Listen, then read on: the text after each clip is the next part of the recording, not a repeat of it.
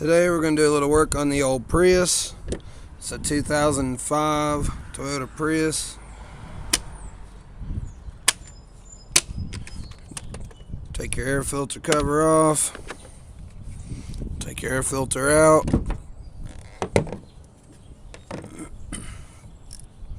We have right here on the front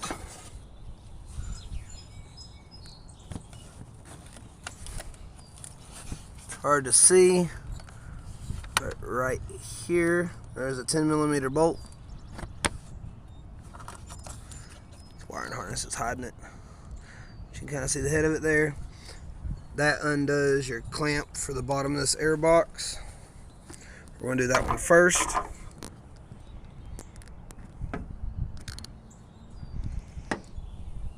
Sorry about the camera angles, I'm not the greatest at this.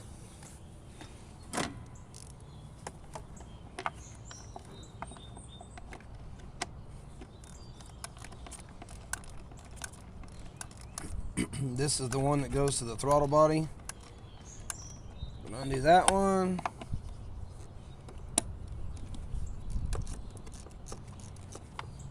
The bottom one just has to be loosened.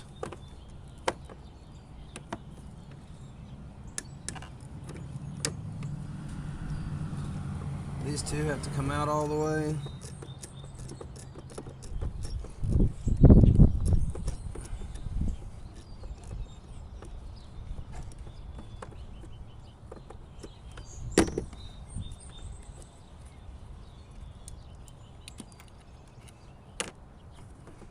I like to lay my bolts in order, left to right and front to back, just so I don't forget where they go. Makes life a little easier. So, example, the left one, left, right one, right. The bottom bolt doesn't have to come out, it can just stay in place. You take the air duct clamp loose. Just gotta be loose enough it'll come off.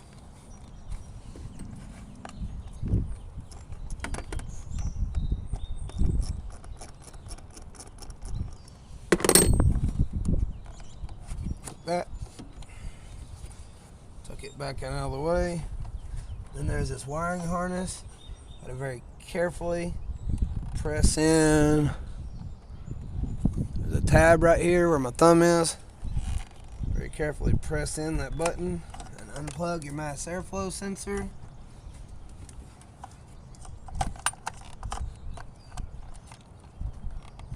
Then you have a wiring clip right here.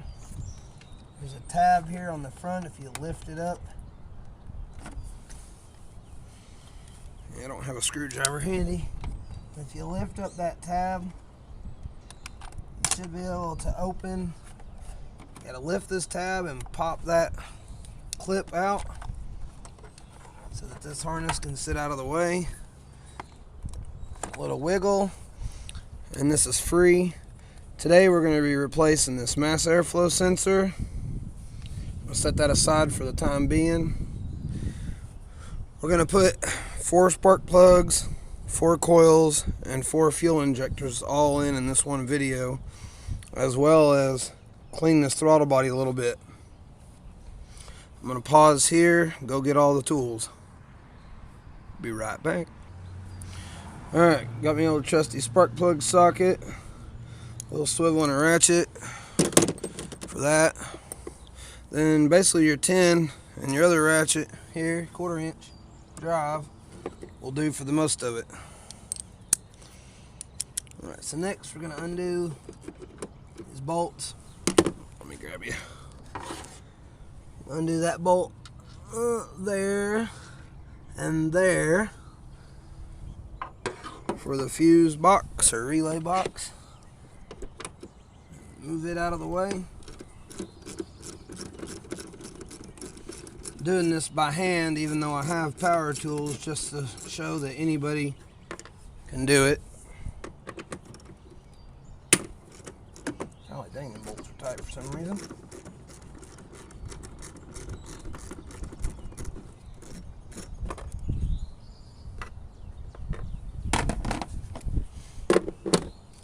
just going to pull that over here. Sits nicely out of the way. Just pull the harness back. I've got to be really careful with these. You're just going to gently press down.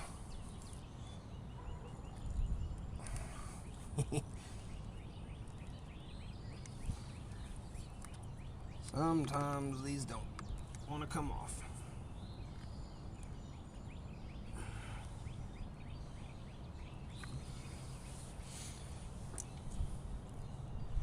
I'm going to go get a small flat head. Alright, so what you can do in situations like this, when you're having an issue, is you can get right here, underneath the back side of this clip, with a little pick like this, lift that part of the tab, and then just grab the plug and pull. You're lifting right there between that black plastic and this piece, because a lot of times these little parts right here get stuck. They won't lift up. Alright, I'll hang you back up here and repeat with the rest.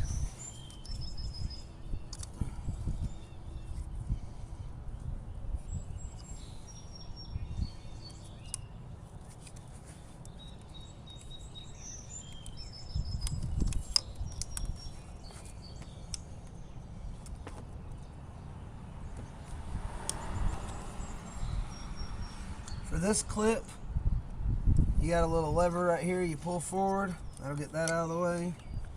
And this last one, I'm going to go ahead and take this bolt out of this right here. You can see there's a bolt right there. Take that out.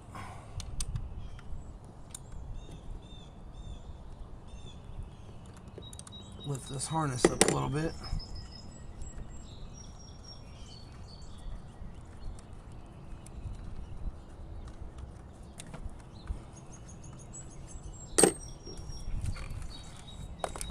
Push it over just enough. This last one's a pain to get to. Don't help the sun in my eyes either. Alright. Last one's loose. We're going to take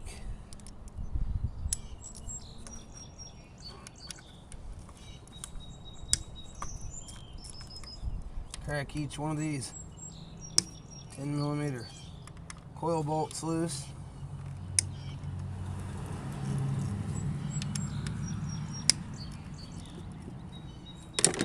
This is our harness bolt. I'll set that out of the way.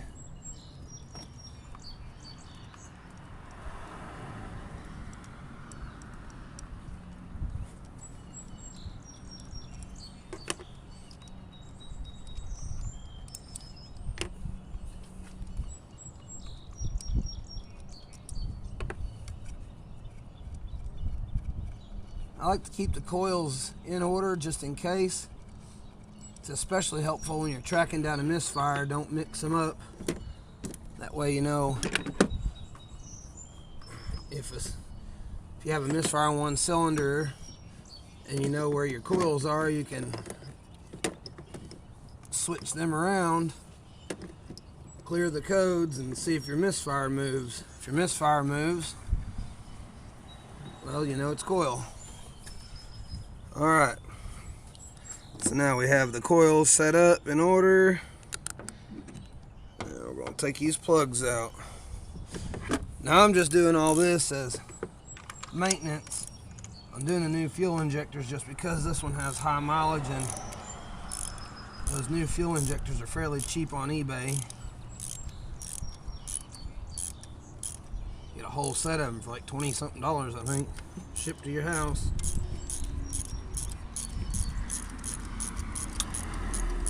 Genuine Toyota, I think they were. Maybe, can't remember. Alright.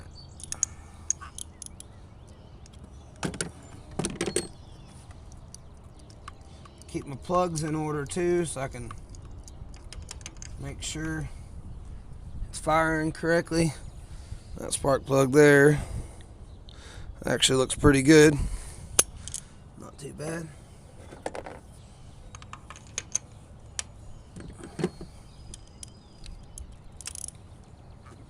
Before anyone asks in the comments, I have no idea where this long spark plug socket came from. There's no brand on it or anything. It was given to me probably some 15 years ago. A big old box of used tools, and I would absolutely love to have 3 more. Put one in my go bag and have a backup at the shop. This one's not too bad. Got a little junk around it. This car did not have any kind of a misfire or issue. This is all just preventative.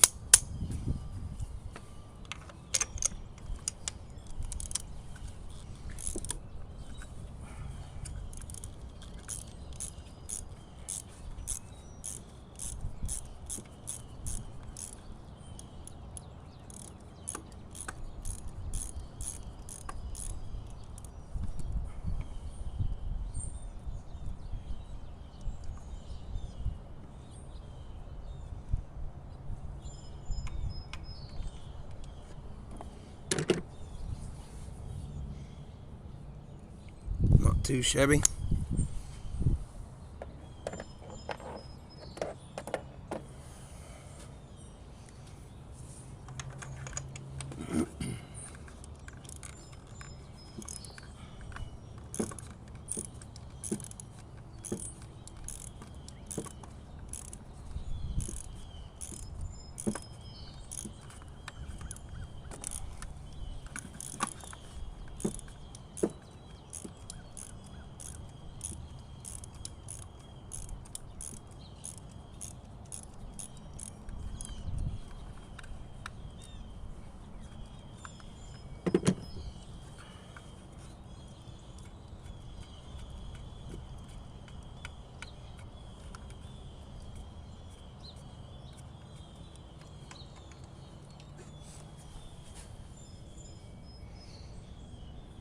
Not too bad.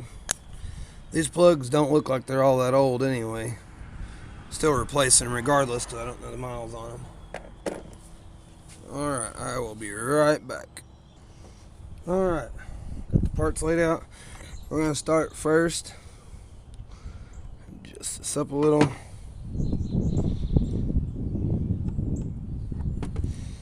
The mass airflow sensor. Maybe it'll come loose.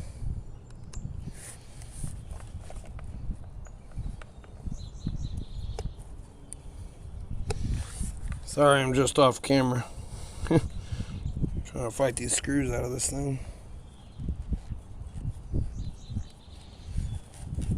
They're not being pleasant.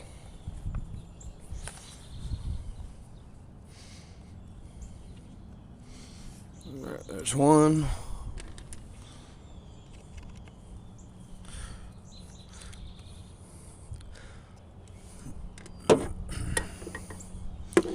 Got both screws out.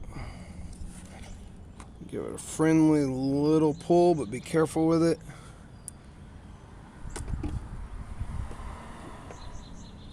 Compare it to the replacement. I did go ahead and go back with a Toyota factory part. The number on the old one is 22204-22010. Same on the new one. So now we are going to very gently press it down the hole. Make sure you seat it firmly by hand. Do not try to seat it with the screws. If it doesn't seat firmly by the hand, pull it back out and see what's going on. Should look nice like that once it's installed. Go ahead and get these 2 screws tighten back down. This is either a number 1 or number 0 Phillips. I got a number 1 here and it almost seems too big. It's just a little number 1. Alright, so that one's done. Go ahead and lay that aside. I sourced all my parts off of eBay.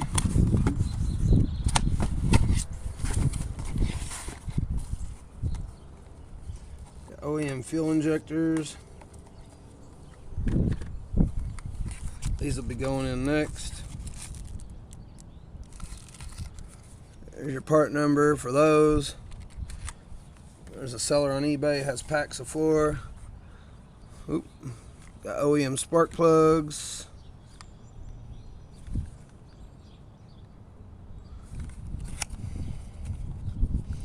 These will be pre-gapped. They have the little plastic protector on them.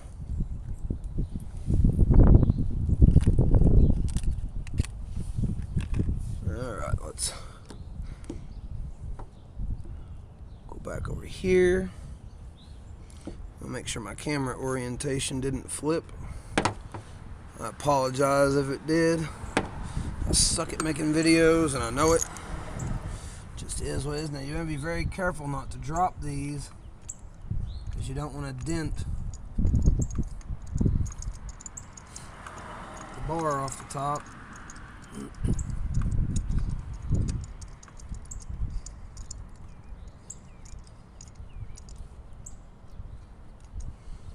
Always start your plugs by hand. Make sure you fully seat them. Come out of there. Before you put a tool on them.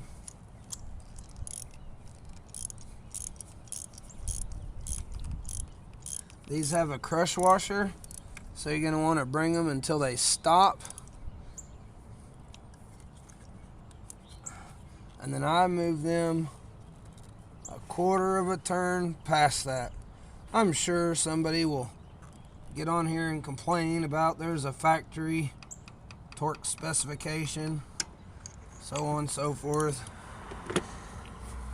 Been doing mechanic work for about 20 years and never once in my life have I brought out a torque wrench to put a spark plug in.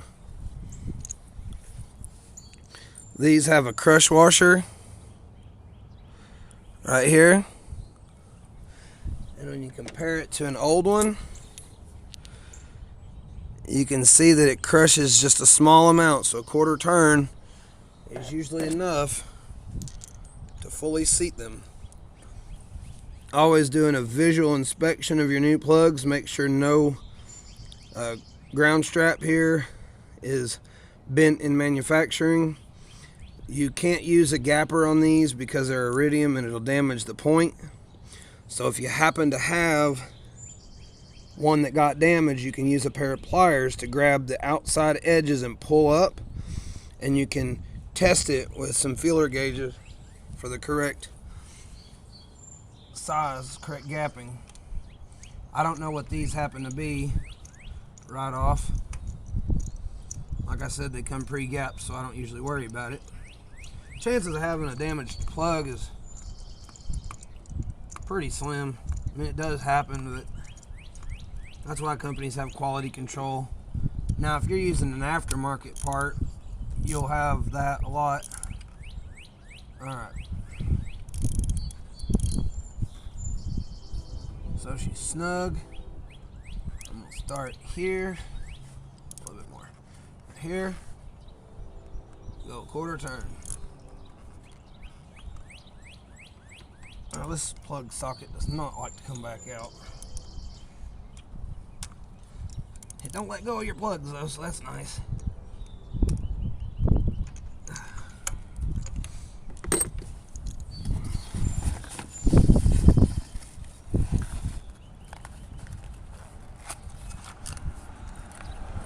Recording this whole video in real time outside of where I've paused it to go and grab tools. So the length of this video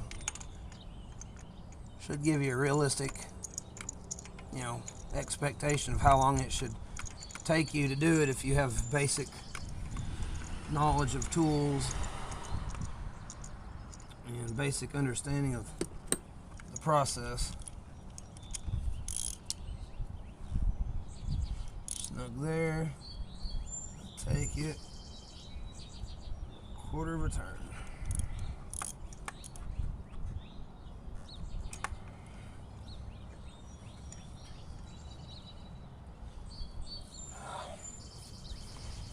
What a pain.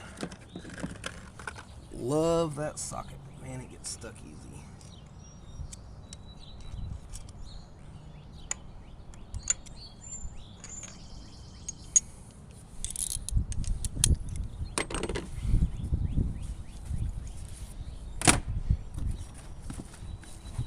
This socket would work better with a shorty 2-inch locking extension. It'd have to be a 2-inch because you don't have enough clearance here for a 3-inch.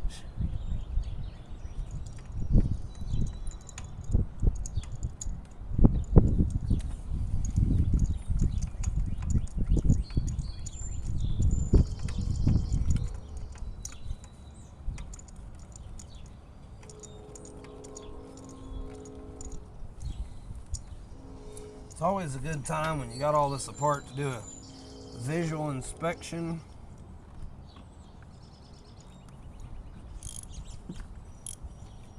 Just to make sure that you don't have any damaged parts or frayed wiring or anything to that effect.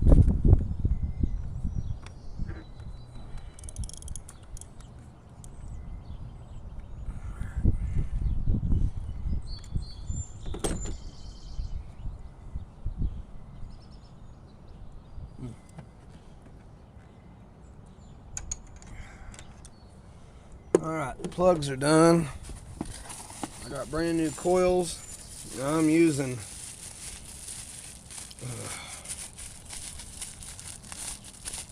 let's see here. Can't remember if these are branded or not. Yeah, I'm using new unbranded coils.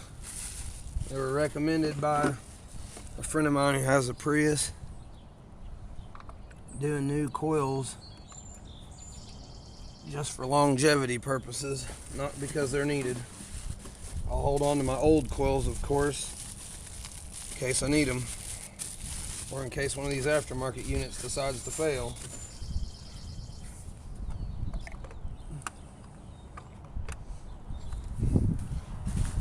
And get them all set in place.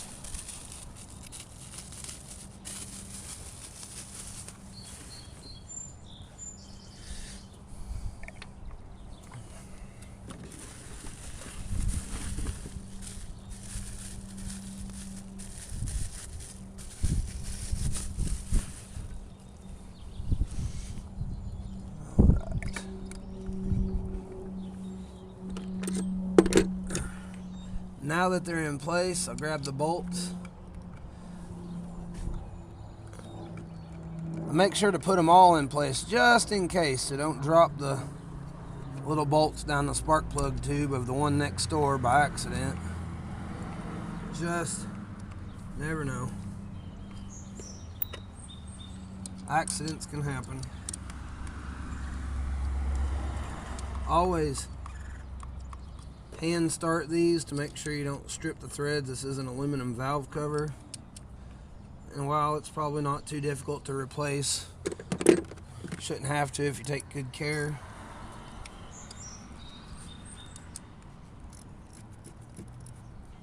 I'll run these down all the way with a socket. And don't drop your 10mm. You know, because it's a 10mm, and why wouldn't you? I only said it so I didn't drop it. Alright, you're going to bring these down until they want to stop, in just about a 32nd of a turn to make sure they're snug.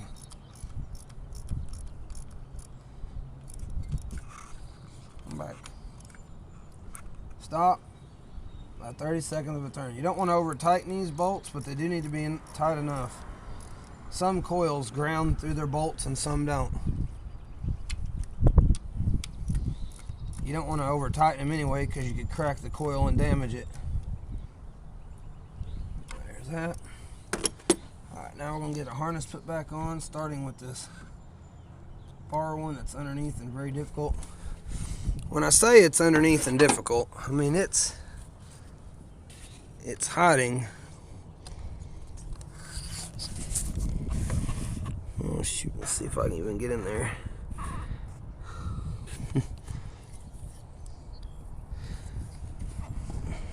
Can't even see it no matter what, but it's back here. And there, now it's clipped on. But it hides up underneath that light gray plug. Right there. Oh, sorry about the screen orientation, I always forget. I'm going to put all these in. Make sure you hear that audible click. That satisfying click, and then this goes down, and then we'll put this bolt wherever I laid it. Put this bolt right here.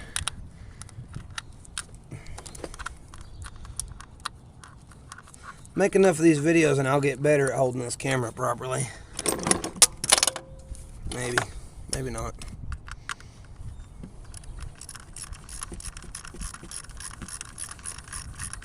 Same as with the rest. You're gonna want to bring that bolt.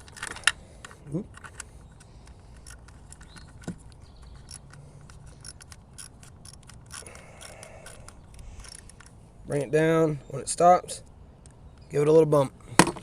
Not need to be super tight. Alright. I'm going to make sure I have everything I need for the injectors. Alright, so I've never done a fuel rail on one of these. So this is new territory for me. 12mm for your rail bolts here and here. Go ahead and get them broke loose. Now, clarification. If you are inexperienced with fuel systems, I don't recommend you try this. I have a drain pan set up on the ground underneath the car. The engine is cold to the touch. I most certainly would never do this when the engine was hot. Could potentially start a fire.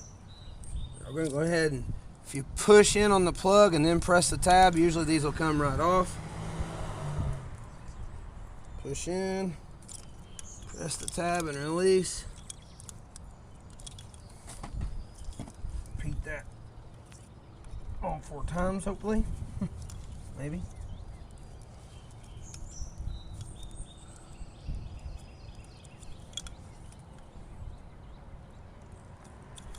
Alright. All 4 injectors unhooked, and set that harness back and out of the way. And take the rail bolts loose. Now this fuel system is under pressure, and there may be a way to bleed that pressure off. I didn't look too far into it because it doesn't bother me. I'm gonna keep my face away so nothing sprays in my face. Just something you're gonna want to make sure you do.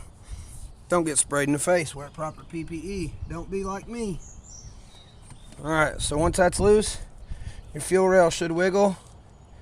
You're going to want to give it just a gentle pull and wiggle until it's up. From that point, now they'll be under pressure, keep that in mind. You're going to wiggle the injector out the bottom. You'll get a little gas like that. Fairly simple. Now the O-ring come off the bottom of this one. You can see it sitting down in the hole there. Give me a second and I'll get your camera angle better. It's always good to do a visual inspection of the new injector against the old injector. Make sure they're the same length. And if you notice any gaskets missing on the old one, make sure you reach in, find them before you install the new one. Now these injectors are old and nasty. They work just fine, but just on the off chance I wanted to put new ones in it when I did a full tune-up, just to make sure that I gave this old girl the best opportunity possible for good fuel mileage. I'm using a little pick. You can see the old O-ring there. Now these are a square O-ring. The new injector comes with a round style O-ring.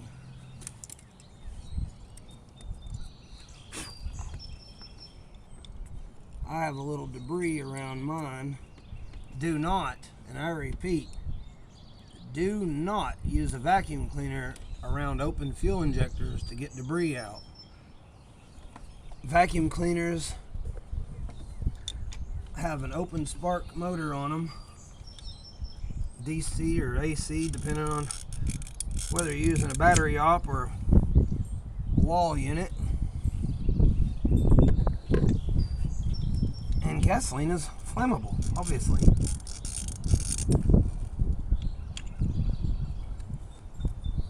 We're going to go ahead and get all 4 injectors out. And this last one, you don't have a lot of room due to the design of the fuel rail, but you can pull it out from the below. Be careful.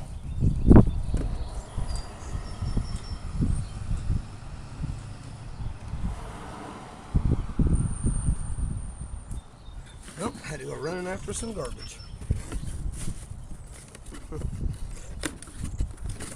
Sorry about that.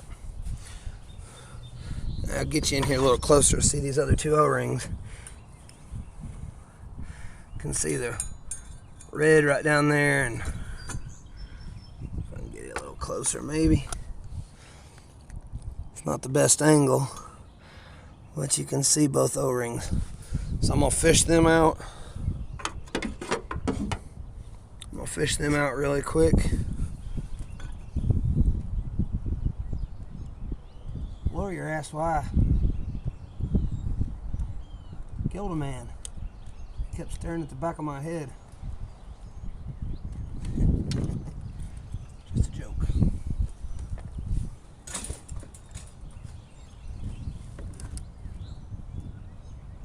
When you do this, you want to be really careful not to scratch the aluminum with your pick. One thing you can do is you can lodge the pick into the rubber gently and then pull it out. Alright, now that all 4 of those are out, you can see the new one is somewhat of a square edge, but not the best. Now you're supposed to use a little lubrication. Now soapy water works great, or you can do the old-fashioned lube and just put a little spit in your hand and get both ends of the O-rings wet.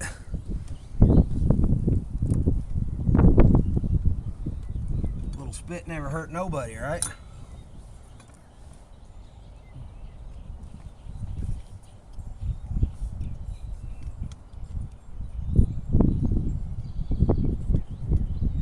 Again, that first one is the hardest one to deal with of all of them. Now for my purposes, I've just got it gently set into place temporarily.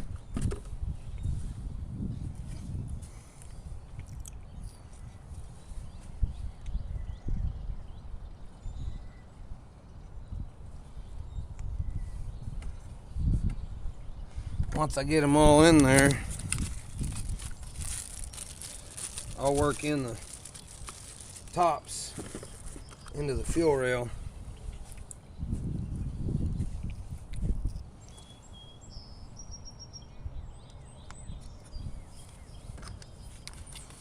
These new ones go in a whole lot easier than the old ones come out, so that's always a plus.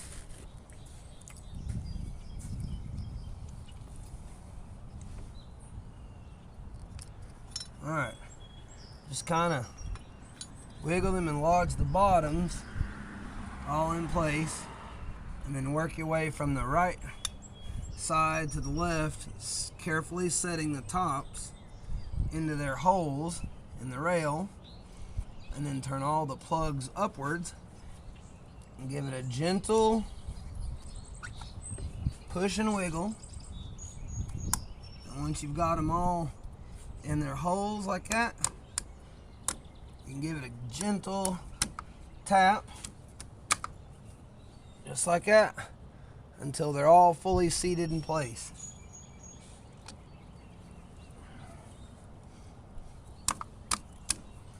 Now, unlike your coils, these will fully seat all the way with the bolts.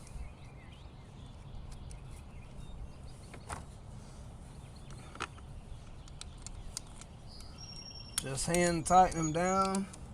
Remember, you're going into aluminum. You don't want to cross thread it. You want to bring them both till they stop. Give it a 1/16 of a turn, roughly. Now, check all of them. They should move just a small amount. If they're in a serious bind, take it apart and see why they're in a bind. Go ahead and get them all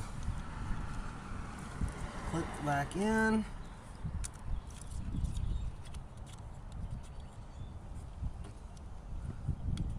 Maybe if I wasn't so shaky, it wouldn't be so difficult.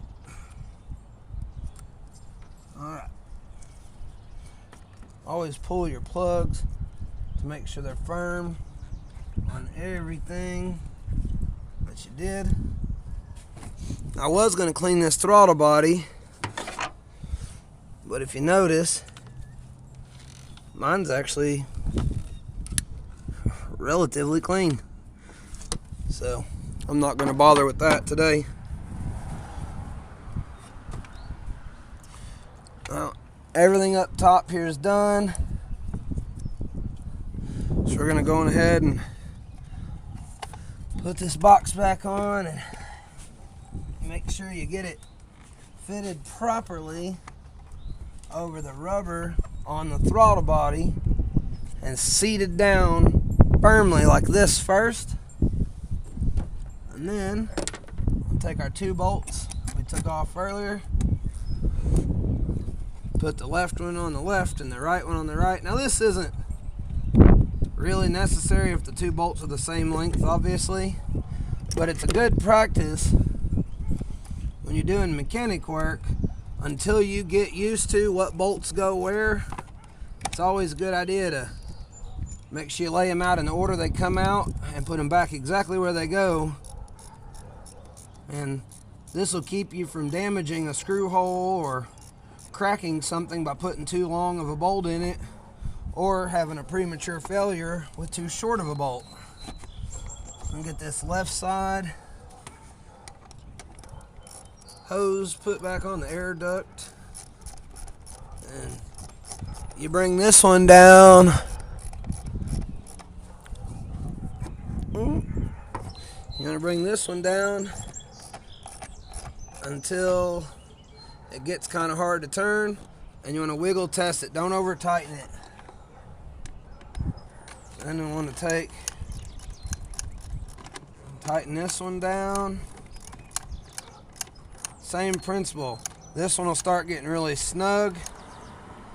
You want just a gentle push until it gets a lot of resistance, and then pull at the box. You don't want to over tighten these because it's plastic and it'll break. Now, that clip we undid earlier, we're going to lay the wire for the airflow meter back in, snap it in, pull, check, clip it back in here. Take our air filter. It's got an alignment tab on the back that goes in that hole there. Make sure it's in the correct spot, and make sure you fully seat this part of the gasket into its correct groove. That way you won't have any troubles. And put your air filter box back on top. Clip down. Give it a couple good slaps and she's done. Alright.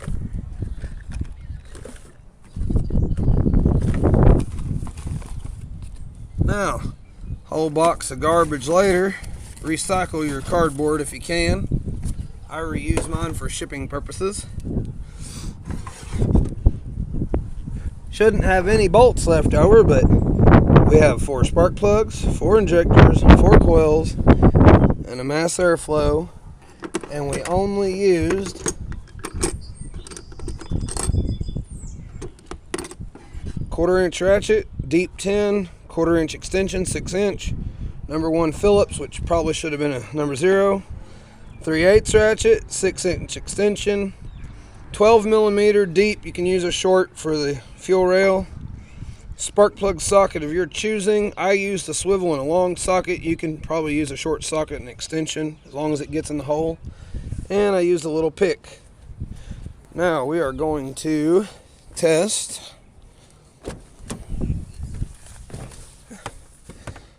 Go ahead and power it up. Waiting for connection. Blue. Sorry about that. Get my holder. Got a really cool tripod. She runs a little rough when she first starts because you had the fuel system depressurized. So expect a little shaking out of it. You can hold your foot to the floor. Let it rev for just a moment to clear the whole system out. Now my check engine light is not on for emission, or it's on for a catalyst efficiency below threshold. I bought this car with no catalytic converter on it because it was stolen or whatever, and I put an aftermarket cat on. My state does not have emissions, but if yours does, make sure you put a factory converter back on, and that check engine light should stay off.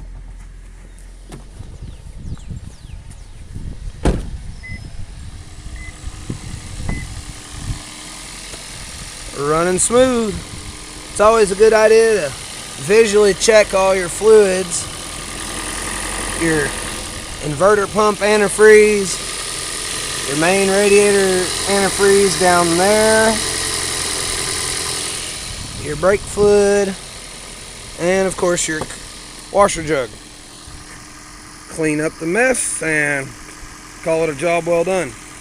Peace. Just made that video and I forgot to reattach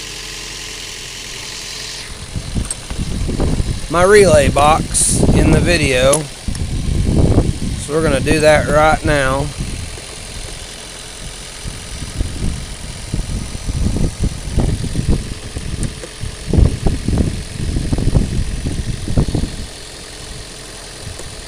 Hand tighten them.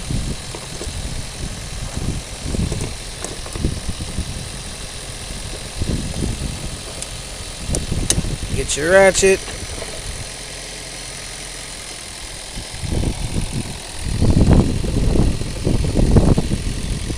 Give them a good snug. And now she's done.